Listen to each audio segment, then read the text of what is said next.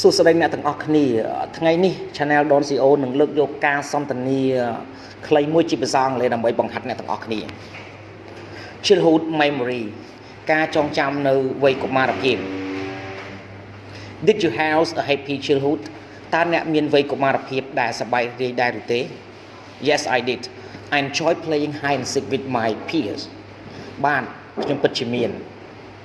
ខ្ញុំរីករាយការលេងបិទពួនជាមួយនឹងមិត្តភ័ក្តិរបស់ខ្ញុំ Did you experience your childhood in a city or countryside តើអ្នកមានបទពិសោធន៍វ័យកុមារភាពរបស់អ្នក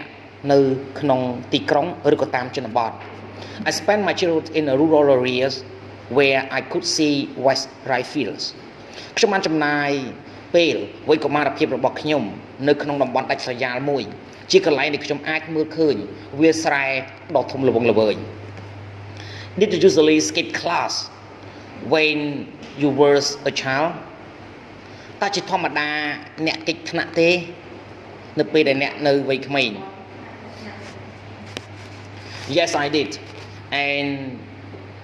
many of my friends did too បានខ្ញុំបានគេចថ្នាក់ហើយមិត្តភ័ក្តិជាច្រើនរបស់ខ្ញុំក៏បានធ្វើបែបនេះដែរWho were you with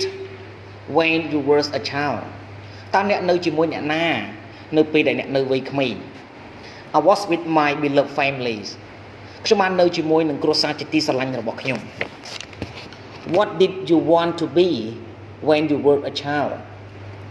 តើអ្នកចង់ក្លាយទៅជាអ្វីនៅពេលដែលអ្នកនៅវ័យក្មេង I dream of being a fashion designer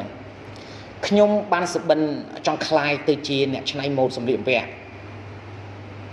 Who did you love the most when you were a child តើអ្នកស្រឡាញ់នរណាជាងគេបំផុតនៅពេលដែលអ្នកនៅវ័យក្មេង I love my mom the most since she was always there and took care of me ខ្ញុំស្រឡាញ់ម្ដាយរបស់ខ្ញុំខ្លាំងជាងគេបំផុតតាំងពីគាត់ជានិច្ចកាលតែងតែនៅទីនោះហើយមើលថែរក្សាខ្ញុំ Who was your childhood hero តើនរណាគេគឺជាវីរបុរសវ័យកុមារភាពរបស់អ្នក Robin Hood He took money from the rich and gave it to the poor Robin Hood គាត់យកលុយពីអ្នកមានហើយឲ្យវាទៅអ្នកក្រ What remind you of your childhoodតើអ្វីទៅដែលធ្វើឲ្យអ្នកចងចាំនៃវ័យកុមារភាពរបស់អ្នក Green rice field which I happen to see everywhere remind me of my beautiful childhood វាស្រែពណ៌បៃតងនៅពេលដែលខ្ញុំបានមើលវានៅគ្រប់ទីកន្លែងរំលឹកខ្ញុំនៃកុមារភាពដ៏ស្រស់ស្អាតរបស់ខ្ញុំ Did you change a lot when you grew up តើអ្នកបានផ្លាស់ប្ដូរច្រើនទេនៅពេលដែលអ្នកធំឡើង Yes of course I'm more mature now both physically and mentally បានពិតមែនហើយខ្ញុំមានការចេះដឹងច្រើនជាងមុនឥឡូវនេះទាំងផ្នែករាងកាយនិងផ្នែកចិត្តគំនិត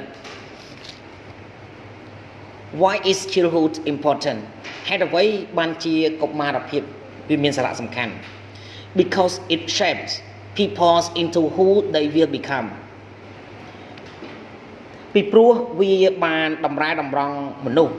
ថាពួកគេនឹងក្លាយទៅជាអ្វីនៅពេលអនាគត